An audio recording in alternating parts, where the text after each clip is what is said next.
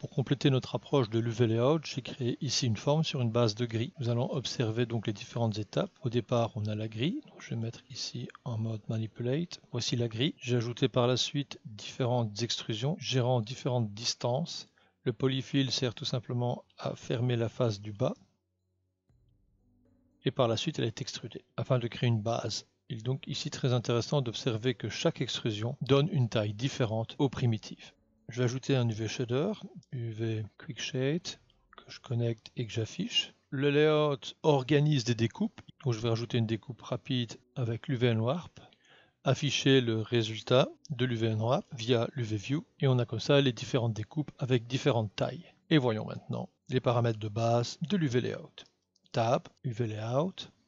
Dans la vidéo précédente, nous avons vu que l'UV Layout permettait différents espacements et différentes tailles. Lorsque vous êtes en mode Handle, que l'UV Layout est sélectionné, vous avez la gestion du centre et de la taille qui est automatique via les poignées du manipulateur. Je vais remettre les valeurs par défaut, CTRL bouton du milieu sur les deux noms des valeurs. Je vais ajouter un espacement en augmentant le padding. Nous avons déjà vu les options Axis, Align et les corrections de proportion. Nous voyons aussi que certaines découpes sont remplies par d'autres à des fins d'optimisation. Cette option, c'est le pack Island in Cavity qui permet d'isoler des découpes dans d'autres découpes ayant des zones libres en leur intérieur. Le Apply Padding permet de donner un espace supplémentaire au bord des découpes. Le padding que nous avons déjà vu permet donc de donner aussi une distance. La distance est faite par rapport à une taille de 1024. Il est évident que si vous travaillez une taille de 4000, la distance padding aura toute autre influence.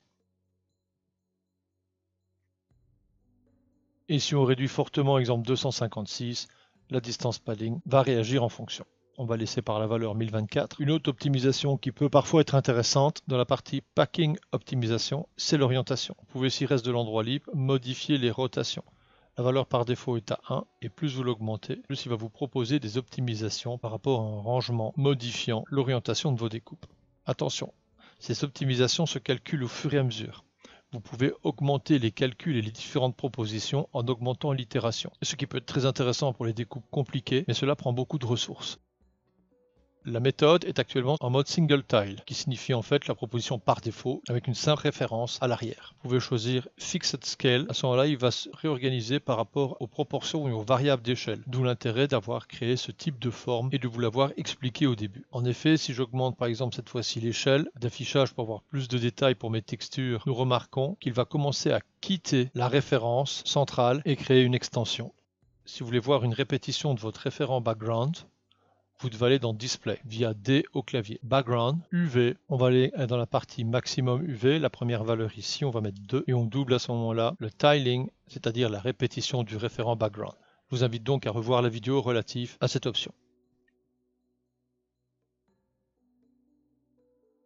Pour mieux comprendre le tout dernier, je vais me remettre en single tile et là à ce moment-là ils sont rangés en fonction de certains paramètres d'optimisation. Si vous mettez current tile, à ce moment-là, le placement va s'aligner au maximum à gauche, puis il va aller se réorganiser en s'éloignant du bord gauche du référent de rendu. Je vais remettre en single tile. Qui plus est, le single tile propose une poignée de gestion de centre et de size. Alors l'avantage de cette poignée, c'est que ça vous permet dans certains cas, lorsque vous avez des formes plus complexes, de manipuler une certaine sélection avec un UV Layout pour dégager la forme la plus complexe au-dessus.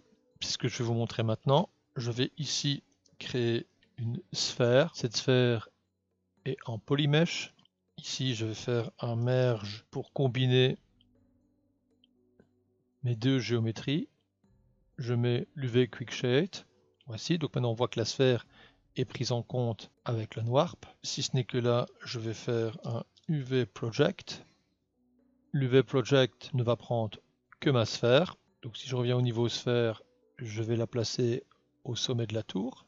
Comme ça, dans l'UV Project, je peux aller chercher un groupe, basculer en mode primitive, faire Shift G pour prendre tous les composants de la sphère et valider avec Enter. l'UV Project va utiliser un mode Polar, initialise pour s'aligner directement à la sphère.